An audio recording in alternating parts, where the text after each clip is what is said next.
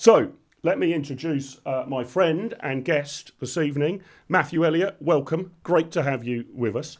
Always a joy to chat to you. We usually do that in private, but we're now going to do it in public.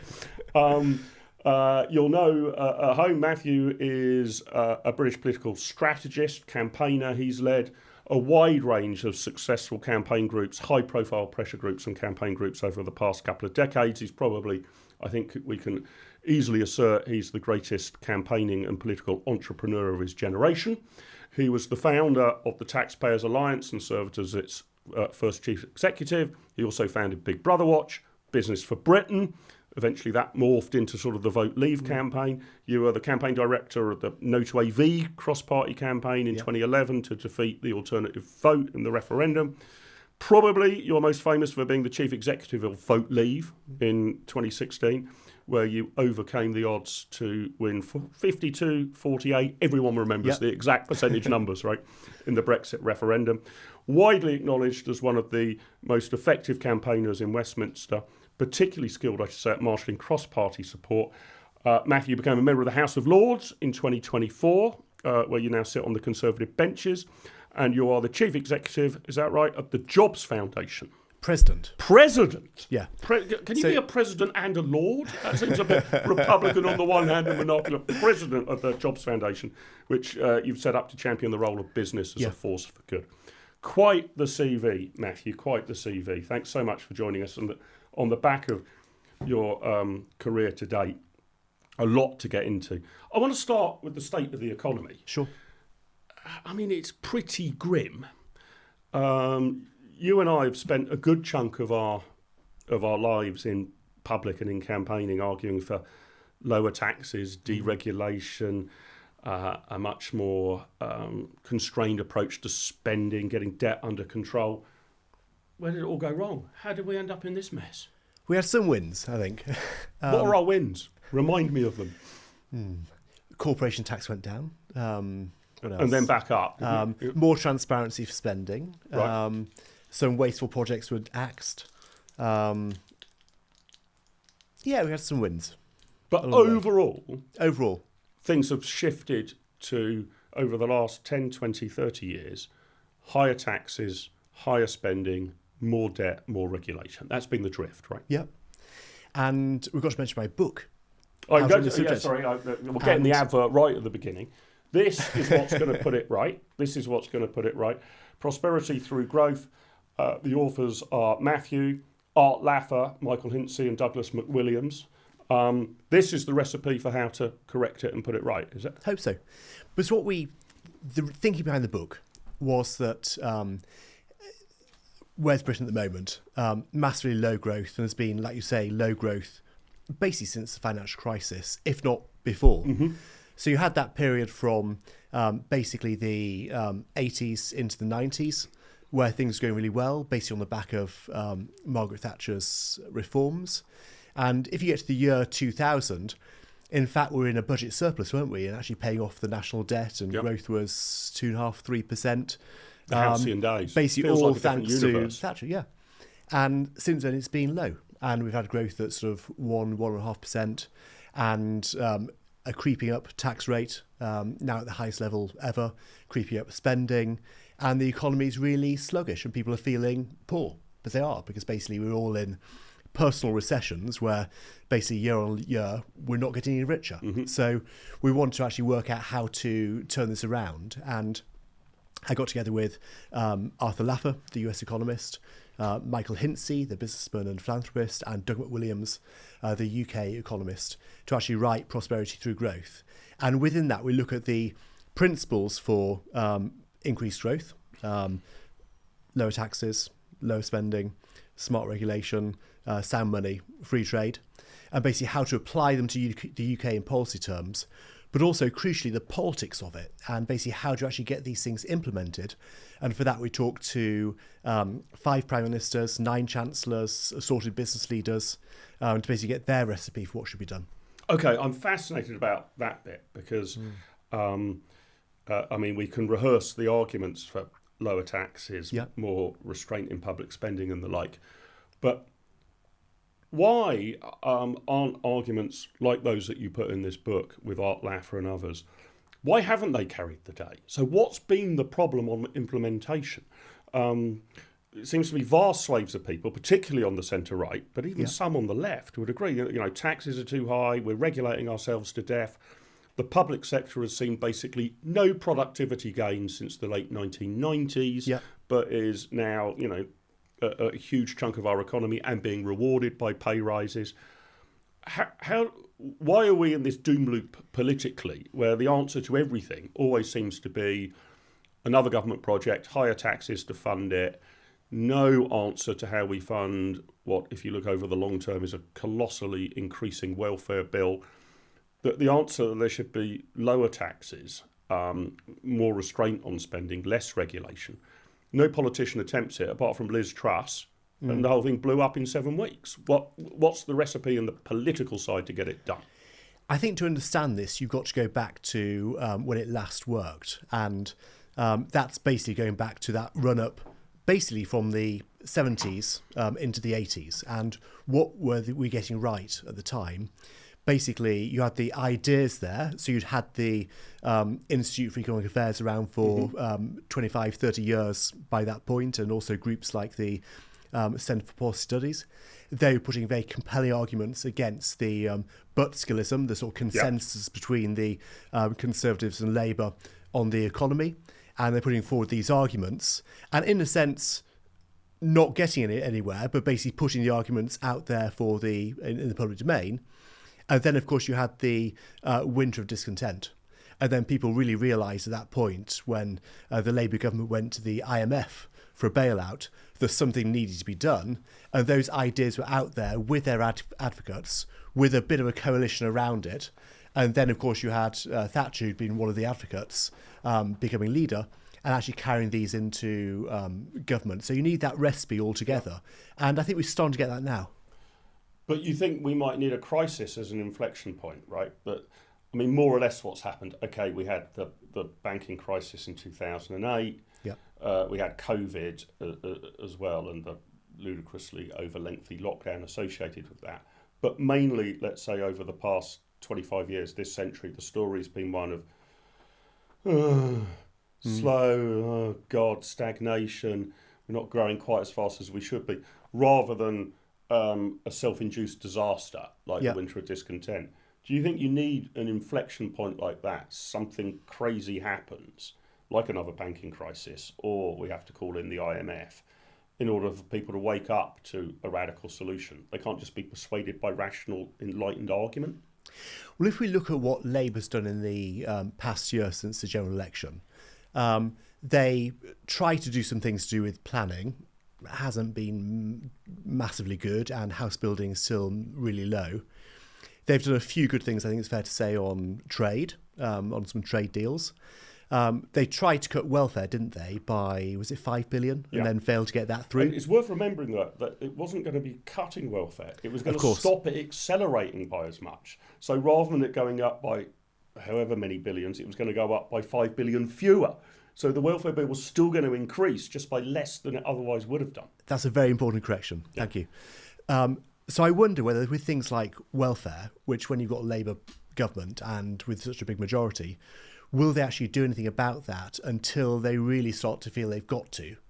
And I think that point is actually coming, where we'll see what happens in the budget, but will Rachel Reeves be able to continue spending at as high a levels as she is now? How will the markets react when taxes go up, as they probably will? I think she'll have to do something. And at that point, perhaps things like, for example, having in-person checks for disability benefits, which the government says they'll do more of, but haven't. Perhaps they'll be forced to actually do more practical things like that to actually bring down the bills. But do you think it is practical things like that that's needed? That, you know, there's too many people swinging the lead, claiming that they're disabled when they've just got, you know, they're just feeling sad and have bad acne, and we need to make sure that they're not given, you know, free cars and that sort of stuff. And, you know, could we find some efficiencies in local government? Or do you think Britain needs more of a kind of Argentinian Millet kind of bazooka operation on it, that we've almost got to go back to the drawing board rather than, could we sort of reorganise the NHS in order to save 3% of the budget? Should we make sure that state pensions are only index linked, not triple locked? Could we perhaps get, a few tens of thousands of young people back into the workplace rather than off on sick pay? Those would be, incremental changes that you could probably balance the budget on those. Although, as I say, the demographics are against us. Each year comes harder. Or do we need some rocket launcher of a plan or a proposal to say, we're shutting down these whole areas of government. We just can't afford them anymore. People of my age, as I always say, I'm in my late 40s, my very late 40s. Okay, well, I'm 53. But, you might start saying to people my age, you're not getting your state pension until you're 73. And when you do, it will only be, won't be worth as much as what your parents got. Massive changes. Or is it a question of working within the present system smarter than we have previously? Okay, let's look at where we are. If you go back to the year 2000, when you and I were sort of first getting involved in politics and what have you, at that point, US and UK GDP per capita was roughly equal, wasn't it? Mm-hmm. So roughly as rich in each country. Now the US is 40% ahead of us. So we've fallen way behind in terms of GDP per capita or living standards. One thing we look at in the book is what will happen from this point forward if we don't do anything.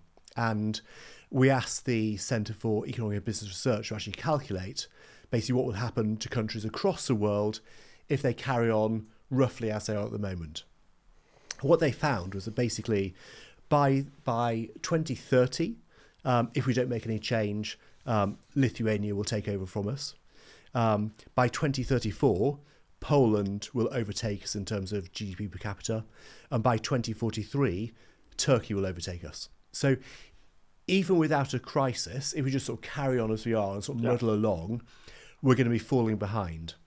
And I think it will probably take a bit of a crisis for actually politicians to actually do something about this. Because does falling behind necessarily, it matters, but do people notice it? If the UK just stays as rich as it is now for the next 200 years, obviously, vast numbers of countries will overtake us.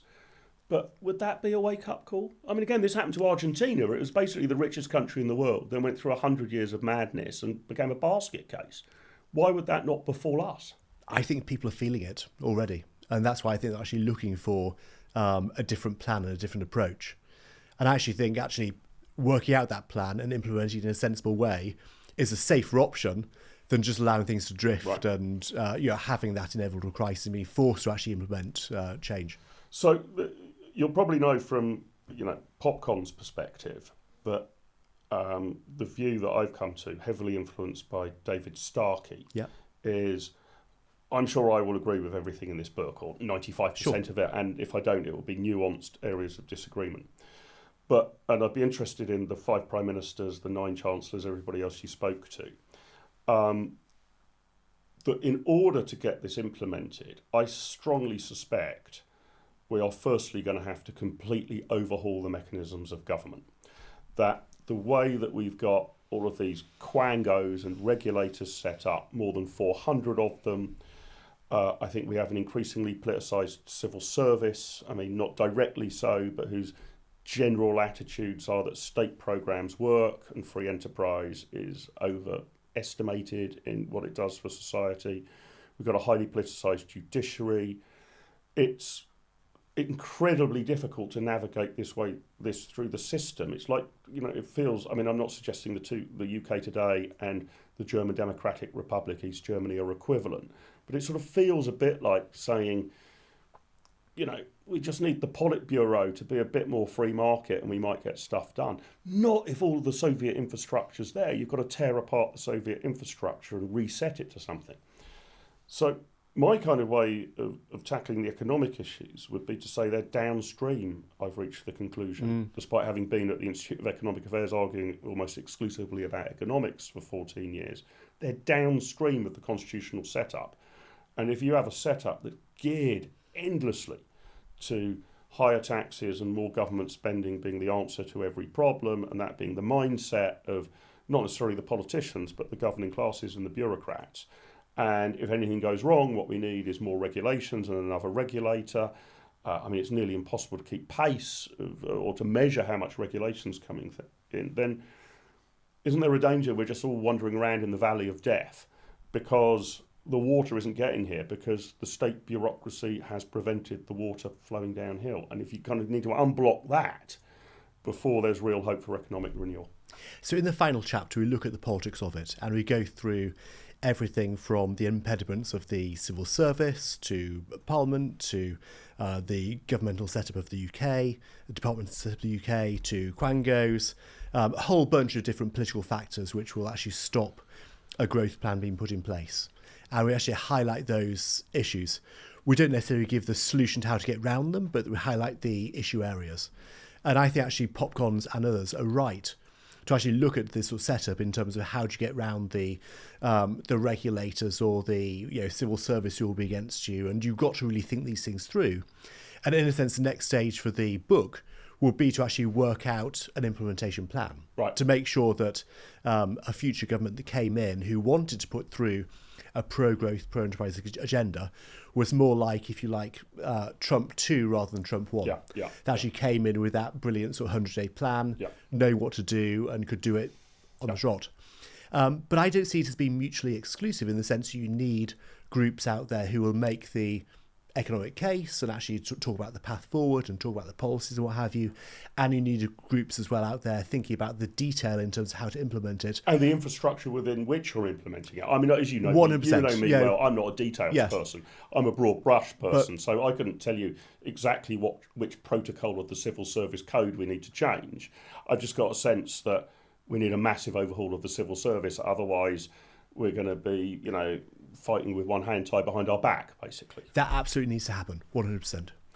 I want to move on. It might be connected with this Brexit, right? So, you were obviously one of the very key people, one of the very, very top people who effectively brought it about because you were successful in the referendum campaign.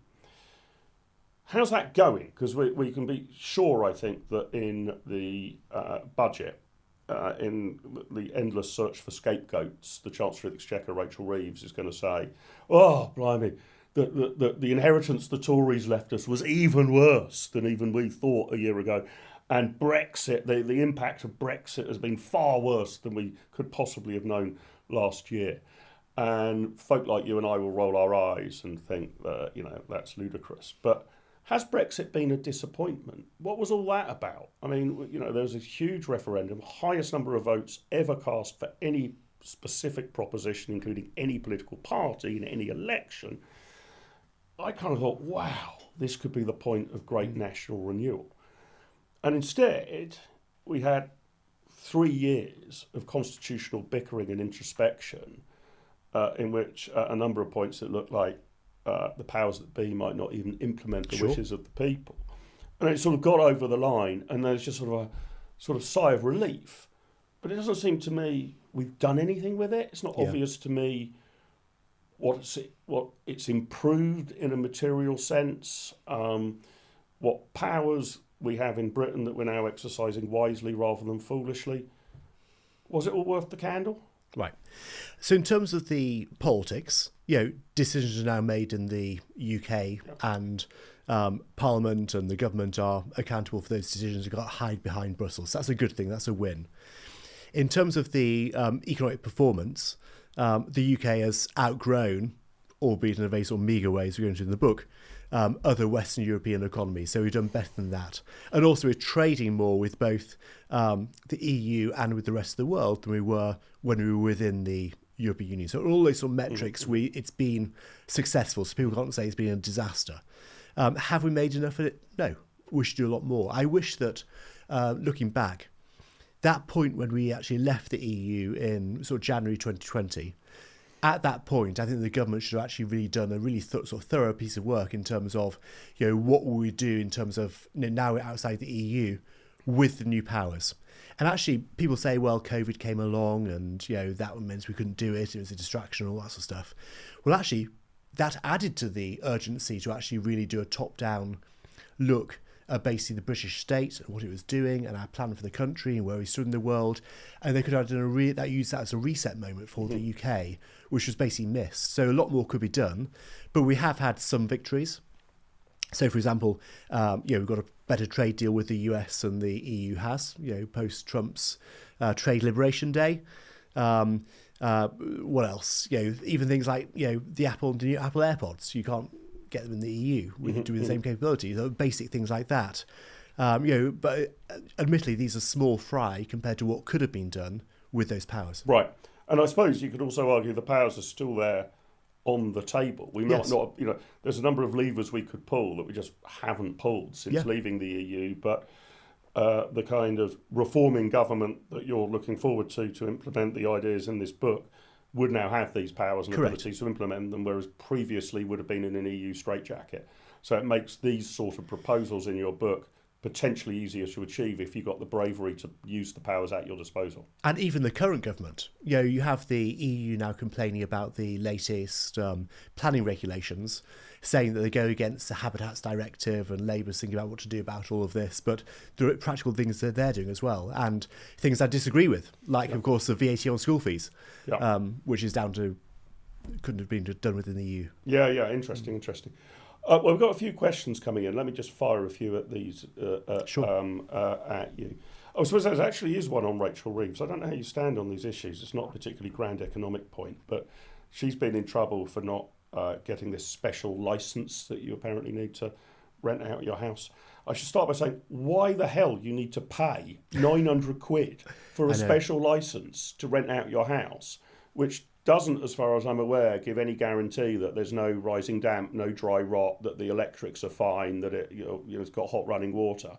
It's just a complete rip-off scam. Yeah. But nevertheless, it is the law in certain council areas, and she broke it. Thomas Gopton asks, can lawmakers be lawbreakers? How egregious is this offence by the Chancellor of the Exchequer, do you think? Well, we'll see what happens from this point forward. I think it's a slip of the pen. I'm quite forgiving on this. I think the Conservative Party have done well to make great hay out of this and to sort of show how it's like a sort of two-tier system, whereby individual landlords who have perhaps got a few rights to buy properties are pulled up all the time in terms of the regulations and the tax on all of this, and the even Rachel Reeves herself was tweeting the other day about how I think it was Leeds City Council need to bring this in for properties in Leeds where she's an MP. So there's a sort of hypocrisy point here and a two-tier point here. I must say I'm sort of willing to forgive the slip, but I hope the government learns from it and is a bit more forgiving of other people who make slips with the overburdensome regulations we've got. Yeah, I mean, I think my take on it was that, unlike Angela Rayner, she confessed the error immediately and put her hands up totally. She didn't sort of say, I've done nothing wrong. Oh, maybe I've done something technically wrong. That technical wrongness was probably somebody else's fault, and eventually it being dragged out of her. She put her hands in the air. So, and I would rather, I think, live in a slightly more forgiving political world than one in which any, error leads to the destruction of your career. But all these things do build up in terms of the government's approval ratings and popularity, which of course rock bottom at the moment. But whereas with Tony Blair, he had some early scandals like the Bernie Ecclestone and the £1 million and what have you. But it took a long period of time for them to actually really accumulate. With this government, they're piling up a lot faster, but perhaps we haven't quite reached that tipping point yet. Yeah, and they of course ran on a platform of overwhelming piety. Absolutely there was going to be, public ethics were going to be so transformed that it would be a completely different, and that, I would say, to date that hasn't happened. Jeremy Old asks on this goes back to your book a bit, Matthew, how do we defeat the blob? This is my question. No matter what policies we try, the establishment, the civil service, the judiciary refuse to enact them. And of course, you've got all of the scars and the bruises from the Brexit war, where I think, reasonable people, I've even spoke to MPs at the time who were Remainers, but who thought that once the vote had been had, that would basically be it. The decision would be implemented.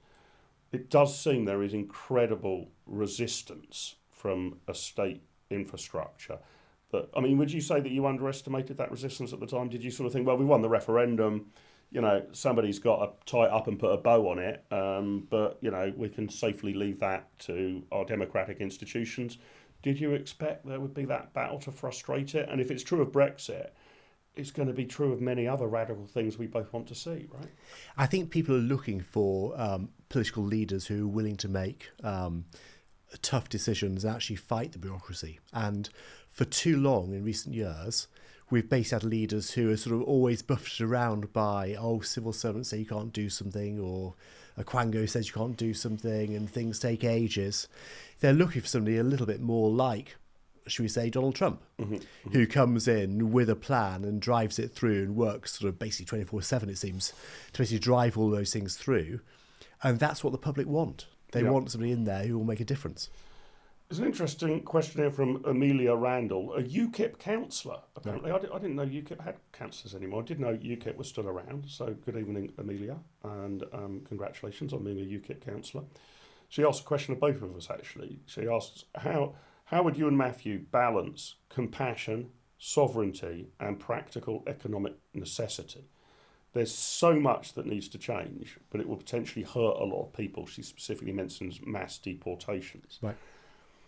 What's your approach on trying to get, let's say, public spending under control? I think you and I would both agree the welfare bill has, got to a ridiculously high level. But once you start talking not in numerical terms about we've got to cut 50 billion or 80 billion or 6 billion from it, you've got to suddenly look at cohorts who will be losing money. What's your approach to that? Do you just say, well, those people don't deserve it? Do you try and make sure, can you distinguish between, I don't know, very old-fashioned concept, the deserving poor and the undeserving poor? How do you go about that radical change without vast numbers of people getting completely stuffed by a change in the system, or oftentimes things they were counting on? I assumed I could rely on my housing benefit or whatever it might be. Now it turns out I can't. I assumed I could rely on my disability support. Now it turns out I can't. What's your sort of approach to that? If we're going to make big savings, is it short, sharp shock and people are actually more resilient than we think and most people will find a way? Or are we able to find cohorts who don't need the money or are less deserving of the money and cohorts who we can protect? I mean, I often say about pensions and pensioners, a big difference is, I think we probably have been generally over generous to that cohort by and large. But nevertheless, we can't tell Mrs. Miggins, aged 83, well, just go back into the workforce, right? I don't know what you're complaining about, sitting around all day watching television, love. Some of us have to work for a living. You can't realistically say that to somebody in their 80s, but you potentially can realistically say that to somebody in their 20s, right? Well, you're right, you haven't done much work for the last 2 or 3 years, you're 23. Get off your backside and get into the workforce. What's your mindset about how you go about this in some kind of moral, fair-minded way, if you see what I mean? I don't see it as being incompatible. And I think you need to go back to what makes a prosperous society. And we all know that if you've got, basically a pro-enterprise, free market society, they're the most prosperous ones. They'll be the ones which are creating the most jobs and, with growth, giving the government more money for the public sector and what have you. So let me just talk through a few things. At the moment, of course, the employment rate is much lower than it was pre-COVID. And the government, quite nobly, has the objective of getting the employment rate back up to 80% where it was pre-COVID, which means getting about 2.2 million people back into work. Now, there are only 700,000 job vacancies out there at the moment. So basically, the businesses out there need to be able to create another 1.5 million jobs or thereabouts. Now, how do you make that happen? You need to have a business-friendly, pro-enterprise policy environment so businesses can thrive and people are investing and people are creating new jobs and setting up new businesses. That all needs to happen to actually help these people get into work. And similarly, you need thriving businesses to be paying people paychecks and paying corporation tax and that sort of thing to make sure the public sector has money for welfare and the NHS and all these other things. So you need that prosperous society. So I think when you look at things like what will happen in this specific area, that's very short-termist. You need to look at the bigger picture. How can we make sure the economy is growing? Yeah. What about the sort of left behind element of that, though? That's the problem, isn't it? That's always the problem for our side of the ledger. I think our argument that a broadly free market, liberated capitalist economy, even over the short term, outperforms the alternative. But certainly, all of the empirical evidence is on our side. If in the round you want to become, a richer, more prosperous place. I mean, the examples are legend. Singapore's a standout example. You might not like every aspect of Singaporean society, or the classic example of, compare the identical twins of North Korea and South Korea. So it seems to me all the empirical evidence is there for on our side of the ledger there. But then there's this sort of left behind cohort. What about those who can't quite make it, who aren't quite up to it, who run into some bad luck or illness or disability? And my worry is that I might get the numbers a bit wrong, but isn't it now 53% of households in Britain are net beneficiaries in cash payouts and 47% are net contributors? Yeah. I mean, this seems wild to me, right? I can, I'm not in favour of abolishing the welfare state, and I don't know exactly how I would try and direct its funds, but it seems to me it should be the bottom 5-10% of households, maybe 15% of households. I mean, I'm open to a bidding war on this that should be getting support, but that 80-90% of households should be entirely self-sufficient. And this idea that you've got a majority of households subsidised to some degree, that is a welfare system that's completely out of control. But in electoral terms, I don't know how I can sell it to the people who aren't in the bottom 15%, but are in the bottom 50%, perhaps that 35%. I'm kind of thinking, can't you be standing on your own 2 feet? Okay, you're not brilliantly well off, but you shouldn't really need welfare support. I don't know how I can electorally sell it to those people who, well, if they did all the maths, would work out they'd be, £12.52p a week worse off. You've taken me back to my days at the London School of Economics in 1997, when the book that had just come out was by Anthony Giddens, who was our director there. And it was called The Third Way. And there's a sentence in there where he says, Britain will only be a truly socially democratic country when the majority of people depend for the majority of their income on the government. And let's face it, we've achieved that. His vision has utopia. Come about. Yeah. What we talk about in the book on various points, in terms of welfare, we basically say freeze it in real terms where it is, don't let it go up any further. In terms of things like the minimum wage, we basically say freeze it until it's basically back down to I think we say 6% of the median wage. It's gone way up to about 70% of the median wage. And of course, now you've got to a situation where, a lot of people who are on sort of minimum wage jobs could basically earn, as it were, just as much if they were on benefits. Yeah. And that's not right. That's not fair. And I think that's what argument's really getting through to people. Okay.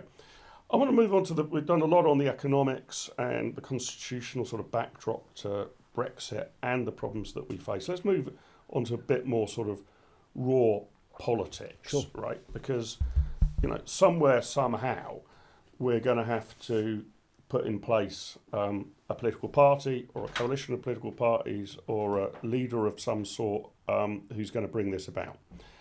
And it seems to me we are going through a monumental period of political electoral change.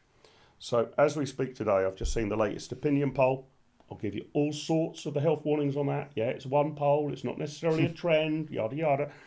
Nevertheless, today's opinion poll puts Reform in the lead at 32% of the vote. Right. Probably, on the perhaps slightly high side of what they're getting, but not an obvious outlier. Second place, the Green Party. The Green Party. On 17% of the vote. Okay. And then tucked in just behind the Greens, the Labour Party and the Conservative Party on 16% each, and the Lib Dems down on 12%.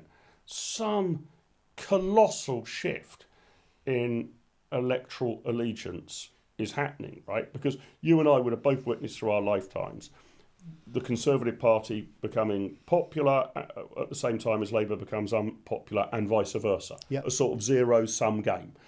But I don't think I've ever witnessed, other than when I was a very young boy and there was this very brief flirtation with the SDP, both the Conservatives and Labour it's not even the doldrums. These numbers are below the doldrums. Yep. Sub 20% polling at the same time. All of the legacy parties, the mainstream parties, the old parties, call them what you will, all now seem to be on life support. Yep. Something dramatic appears to be happening, does it not, Matthew? 100%. And it's been happening everywhere in the West. Yep. I think this all goes back to the financial crisis. And basically since that point, actually since slightly before that, we haven't seen any growth in living standards in the UK. To use that phrase I used before, we've all basically been in personal recessions. And we're now in a situation where, for the first time ever, the sort of latest generation won't be richer than their parents were. And that's never happened before in history. And if you think about what happened after the financial crisis, you had the 2010 election, where it's basically, hung parliament and coalition government got in. 2015 general election, David Cameron, squeaked in with a bit of a majority. 2016, that was, yes, a vote for Brexit, a vote for taking back control, but also really the electorate expressing their fury at the current setup within politics. They did the same thing with you could argue, the European referendum the European election in 2019 and the general election in 2019, where Boris got in with a majority of 80. Yep. They did the same thing with the general election last year in 2024, with Keir Starmer getting in with a huge majority, albeit on a small proportion of the vote. So they're consistently telling the national government, the national establishment, if you like, we don't like what you're doing, we want something different. And now they've tried, in a sense, Tories with a majority and tried Labour with a majority. They're not liking what they're getting, and that's why they're splitting everywhere. Yes, they are splitting everywhere, but it seems to me, so let me run this up the flagpole and see if anyone salutes. It seems to me that all of that, I'm sure, is true, that there's a general disillusionment with the system, not just the personnel. So you initially attempt to change the personnel. Yep. And if that change of personnel doesn't work, you start to question the system entirely, right? So, we just thought it was that, Boris was a bit loose and Sunak and Liz were hopeless and et cetera, et cetera. If we just get rid of these ghastly, terrible Conservatives and put in the guys with red rosettes on the same system, on the same basis, we'll suddenly have a bunch of benign, competent, intelligent people running the country. When that doesn't work, I think you start to say, the problem's not really the politicians for all of their frailties and weaknesses on both sides of the aisle. The problem's the system.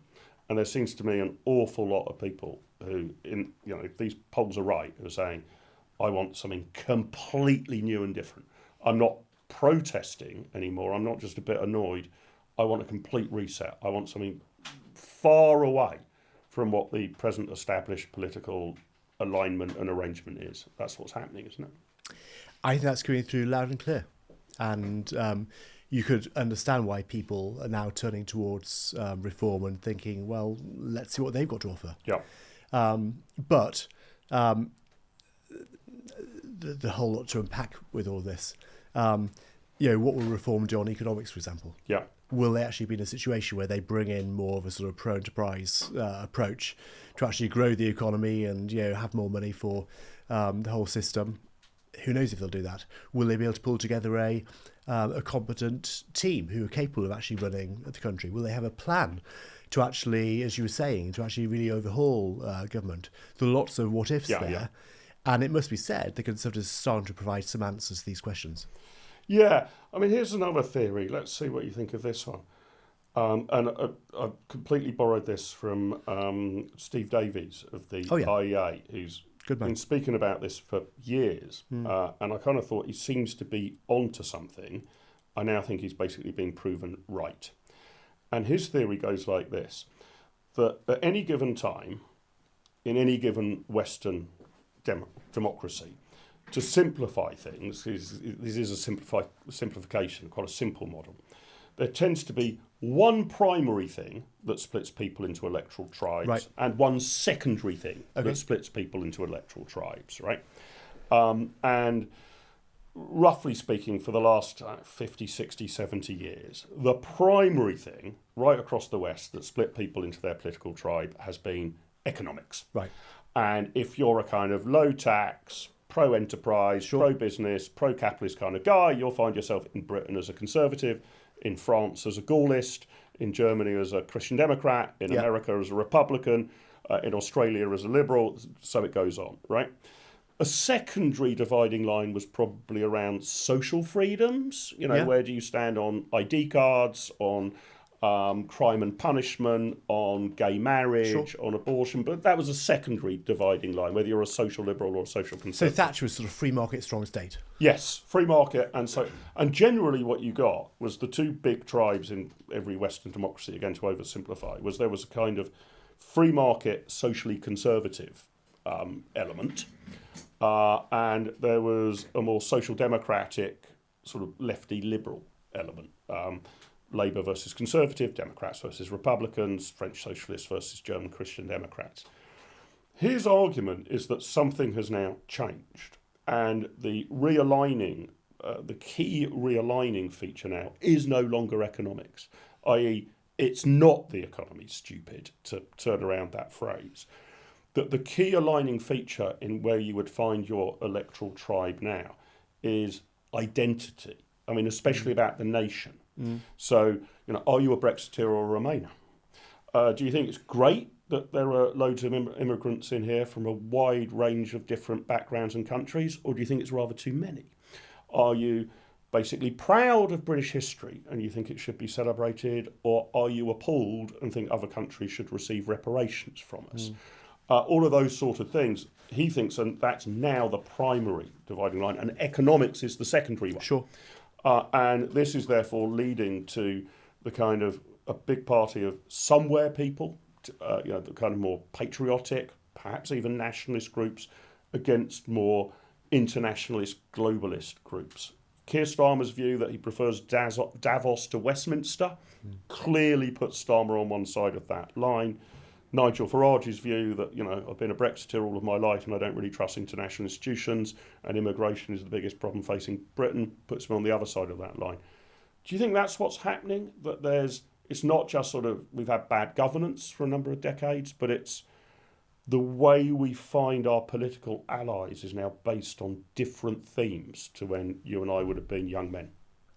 I think identity is definitely more important than it was, but I think economics will ultimately come through. Who's won the economic debate in recent years is basically, in a sense, Thomas Piketty with his modern monetary theory, and you can sort of keep on growing the size of the state and everything like that. And perhaps those free marketers say, you can't do that, and there's no magic money tree and this sort of thing. Then COVID came along. And all of a sudden there was a magic money tree, and it was given a shake, and we got all the furlough payments and all this sort of stuff, and all the money was there. So that argument, in a sense, went away, and this is not just true for the UK, but also other countries as well. So we all became a bit more big government in our approach to different things. Now, what will happen when we run out of money? And that's the situation I think we're getting to. And also the other key point is that what we're getting to is a situation where we're basically fighting over a pie which hasn't grown. Yeah, and that's one of the key reasons why we're fighting with each other. And I think a point will come where people actually say, well, actually, we've got to grow the pie. Yeah. Well, I hope that's right. On the political party side, so obviously I've highlighted in your introduction that, one of the great skills you've brought to the political enterprises you've been involved in has been cross-party working. Okay, you sit as a Conservative, but good number of, the mixture of people, apart from Amelia, who's a UKIP councillor, I think it'll probably be about a 50-50 split on the people live on this call between Reform and Conservative. And quite a lot of the Reformers are probably quite recently have been Conservatives. Phil Dixon asks, can the Tory party be saved? Do you think we might be going through a situation in which the Tories now in the 2020s sort of disappear in the same way that the Liberal Party did in the 1920s? It's been hugely successful in the 50, 60 years prior to that, as the Conservative Party's been hugely successful since the end of the Second World War in government more than in opposition. But now the game might be up, right? It could just be, well, some Tories have sort of said to me, "Oh yes, Mark, you've got to remember, no one has a right to exist." I was like, well, you do have a right to exist, right? There are 400 political parties. But what size? But you don't have a right to anything other than existence. Yeah. And this could just be the end of it. Obviously the Conservative Party will struggle. It will, still have some number of local councillors. It presumably retains some degree of representation in the House of Commons. Depending on whether there's reform of the House of Lords, it could retain for many, many, many years substantial representation in the House of Lords. But it will just not be the big player it's been, and Reform will become the principal party of the right in Britain. I mean, that's what all of the evidence tells us over the last 14 months, right? Right. So for me, the important thing has always been the ideas. So, of course, I talk to people in the Conservative Party about these ideas, I talk to people in Reform about them, but we have Labour supporters as well within the Jobs Foundation who support these ideas and sort of pro-business approach that we take. So for me, I've always worked on that sort of cross-party basis. That's really important to me. So I want a government which comes in who will be pro-enterprise, pro-business, and that's what I'm looking for the next time round. I think it's a danger of writing off the Conservative Party too soon. I was quite struck at party conference, actually, how people were saying it's going to be massively shrunken and there'd be nobody there. Actually, there's a hard core of people actually within the Conservatives, quite a structure there. We were probably down to the hardcore, but you're right, it was not empty. It wasn't empty. And people shouldn't write it off too soon. And I think that actually, in recent months in particular, I've been quite impressed with actually how they really actually jumped on the economic side of things, and I've heard a lot more about that. And I think there is actually a constituency within the UK who realise we actually do need to do something on the economy, and that will gravitate towards the Tories. Yeah, that's interesting. I mean, if Steve Davies is right, picking the economy is picking the secondary issue, and on the identity issue, the Conservatives are sort of getting there, right? So the Tories at conference came out for withdrawal from ECHR. Yeah. It was a slightly painful process to get there. It took a while. It was thorough. It was thorough, but I think part of that was trying to keep the wets on side. That Kemi and the leadership knew that the party wasn't instinctively united around this, that you'd have to sort of have proof of concept and all of this sort of stuff. Another area, I don't know how much your book goes into this, but we've had quite a few questions about this coming in as well. Carbon net zero. Right? I mean, I think you can look at this in both ways. But obviously, it's an enormous economic issue, right? But there's something cultural about it as well, isn't there? There is sort of a sense, there is a sort of view of the world, I guess, about, are you confident that enterprise and humans will find solutions to problems as and when we need to? Or do you think that industrialisation is a nightmare and terrible, and the Industrial Revolution was a big step in the wrong direction, and the sooner that we go back to, a land powered by windmills and no cars, the better. And that's another one where obviously the left seem to be, the Labour Party's got some divisions in it, but the left seem to be pretty united that climate change is the biggest threat facing humanity, and we've got to get to carbon net zero. Farage and the Reform Party absolutely sure this is madness. Sure. And the Conservatives a bit sort of, maybe it was a bit mad that we wanted to do it that fast, but there's probably still something in it. You know what I mean? I think it's changing fast. Right. And actually, in the book, we have Tony Blair questioning net zero. And of course, this week, I think the Tony Blair Institute has been talking about how we need to slash energy costs in the UK. Yeah. We have Boris Johnson saying how he got carried away on net zero. Yes, this was in a discussion with you, wasn't it? It was, it's in the book, yeah. So it's all in there. It was in the Telegraph today, so we've got that as well. But just more generally, think about it, you've got Bill Gates, of all people, I think it was yesterday or the day before, he was saying how we need to sort of prioritise fighting poverty rather than fighting climate change. So I think things are changing very quickly. And when you add in with Labour, the fact that the GMB and Unite are now really sort of battering the Labour government over energy and the energy transition, I think things are changing very quickly. So I would actually think that by the next election, Ed Miliband won't be Energy Secretary. He could be PM, but that's another discussion. But he won't be Energy Secretary if Keir Starmer sticks around. And I think all the parties will have shifted away from net zero by 2050. That's really interesting. Angela Hughes, Robert Smart, Jeremy Auld all wanted to know if you thought Labour will have to back away from the rush to net zero. You think they will? Yes. It's now dawning on people. But there'll still be this continual thing, won't there, about do we abandon it entirely and just say, look, CO2 emissions, I mean, possibly in 1,000 years' time it might make a bit of difference to the climate, but we'll deal with it when it happens. It will still be the inclination of us say, well, we can't quite do it yet, but maybe we could have an ambition to do it by 2080 or 2090 or whatever. I think they'll continue to play lip service to it, but just stall on some of the policies. I mean, I always get, as most countries are. I always got very furious through I can't remember which COP we're on now, the Conference of the 30, Parties. is it? Is it 30? Perhaps we'd be on that. Like I think when I started taking notice of them, even though they got me incredibly irritated, sort of COP25 was the last chance to save humanity, which I said, well, that's a bit hysterical. But at least we can all agree there needn't be a COP26 then. If COP25 was the last chance to save humanity, what's the point of COP26? Sure enough, COP26 becomes the last chance to save humanity, and so it goes on. I think that is going to be a very interesting dividing line, but you might well be right, Matthew, that in fact there's going to be a consensus that we need to back away from this. Some people want to retreat from it totally, others perhaps more slowly, but that does seem to be quite a shift in the Overton window, no? Yeah. I want to go back to, we were talking about the fragmentation of parties and everything.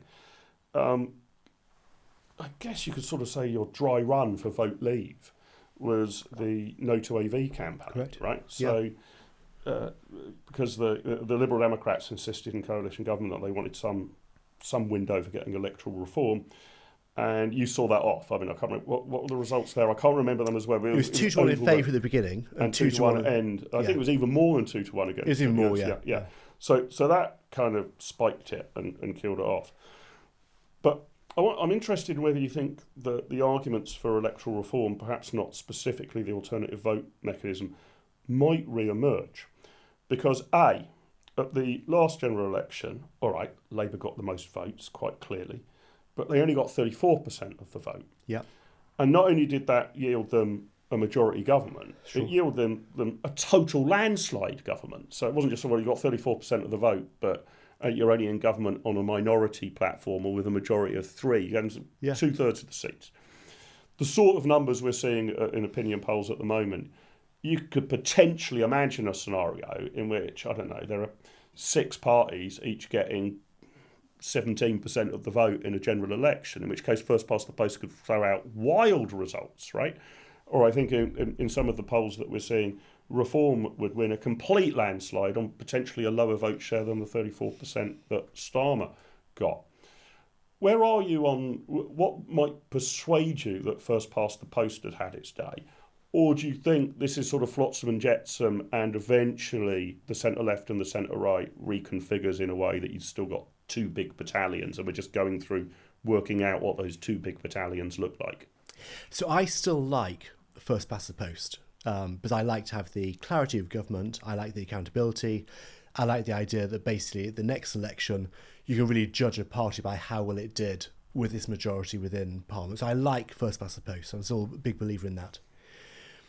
I sort of think over time that on both sides the parties will regroup into, broadly speaking, a centre-right party and a centre-left party. So at some point over a number of electoral cycles, you'll get a joint Conservative Reform party like happened in Canada. Mm-hmm. I think the Green Party, for example, has become so left-wing, it's no longer sort of floating amongst both sides, it's now a very left-wing party. They will sort of regroup with Labour at some point in the Your Party and what have you. All this sort of stuff will happen. So I still think there'll be a regrouping over time. That's interesting. So actually what you see is a kind of lots of fragmentation, but it's reconfigures, perhaps under different brand names or rebrands into a centre-right, centre-left sort of debate. I mean, are you what's your sort of response to Labour get 34% of the vote and 65%, two-thirds of the seats near as damn it, if I remember rightly. And do you think, and just an advert here for my new Substack, I've started writing on Substack, so if you want to catch my thoughts, I tend to write once or twice a week, go to Substack and look up Mark Littlewood 1972.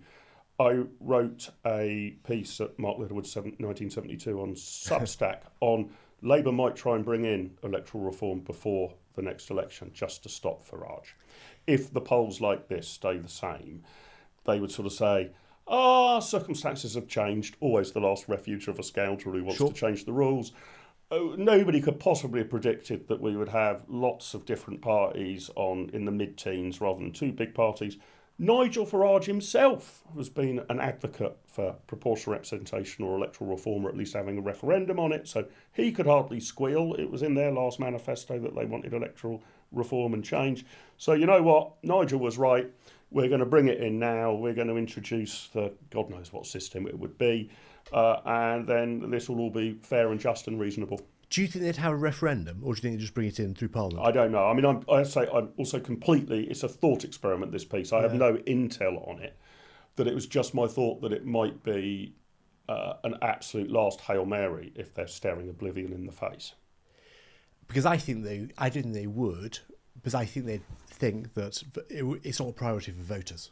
So if they started obsessing about electoral reform and talking about it all the time and think of the whole process of getting it through Parliament and all the chaos with all of that, I just really can't see them doing it.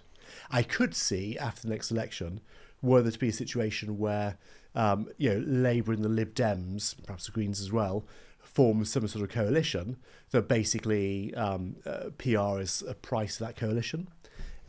Would they have a referendum over that? I'm not sure they would. Right. But you think it would be a post-election thing? Do. I mean, because obviously what you tend to get is that turkeys won't vote for Christmas because, by definition, whoever forms the government is almost certainly performed very well under the first-past-the-post system. Maybe you're right on that. Do you think... And on the left, let's just think about this for a second. On the left, there's a very efficient distribution of votes at the last election. Yes. A lot of tactical voting as well. Yeah, so you basically knew if you were in a sort of more Labour area, you vote Labour to get rid of the Tories, or more Lib Dem area, you vote Lib Dem, what have you. I think that will sort of broadly continue the next election.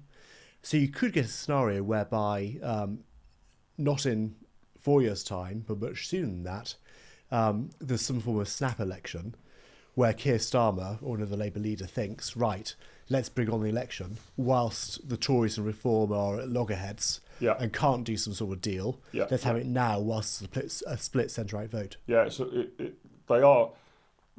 I mean, I guess they've had years to configure the tactical voting. Correct. I mean, an amazing statistic to conjure with is 46% of all people who voted Liberal Democrat at the last election voted in seats in which the Liberal Democrats won. Oh, really?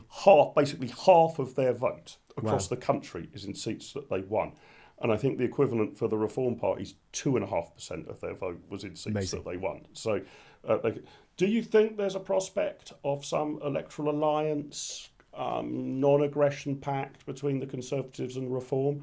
Or do you think, like with the Liberals and Labour, it's done a bit on a nod and a wink. We'll focus on this area, you focus on that area. We're not going to put out 1 million leaflets in a seat where we know we haven't got much chance. We'll just stand a paper candidate. Do you think it might be like that? Do you think the electorate will just wise up to it? They'll work out who's got a best chance of winning. I mean, we saw in Caerphilly, although Reform didn't win, the Conservative vote fell to 2%, presumably because a lot of Conservatives realised that the best right-wing prospect was to vote Reform. Or do you think we could see something like a grander version of the Liberal SDP alliance where Reform and the Conservatives are? I think the electorate on the centre-right will definitely try and vote for the best placed person to get rid of the Labour, Lib Dem, etc. Candidate. So that will definitely happen. And I suspect as well, I've got no intel on this whatsoever, I suspect that both the Tories and Reform have a list of their seats which they see as being the core seats they want to win in the next election. Right. But of course it will depend on when the election happens and also what the relative strengths are of Reform and Tories at that point in time. Matthew, it's been a fascinating hour. Let me just remind people of your book, Prosperity Through Growth, available through all good bookstores and on Amazon. Just to finish up from me, Our next scheduled pop conversation will be with the great David Starkey on Monday, the 24th of November at 7 p.m. Details on how you can sign up to that are in the chat box now. If you don't receive the weekly Popcon newsletter, please do sign up for it by going to popularconservatism.com. It's been a fascinating hour. We've covered the economy, the future of politics, Brexit, your book. Always a delight to talk to you. Thanks so much for your time, Matthew. Been really great. Thank you. It's been great. Thanks a lot. Over and out.